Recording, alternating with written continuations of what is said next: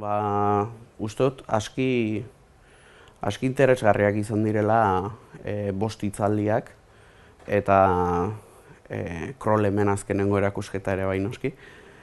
Eta hola, orokorrean gelditu zaidana buruan da munduan zehar edo behintzat bai Espainiar estatuko improvisazio alorretan eta bai Erta Amerikako batzuetan ispiritu kritikoa ukan dutela beti sortzaileek eta batez ere kexu edo herriaren ahotsa izan nahi hori.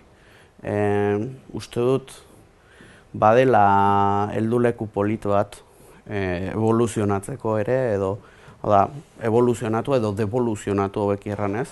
Garai bateko ispiritua hori zela pixka bat ikustea nahiko polita izan da.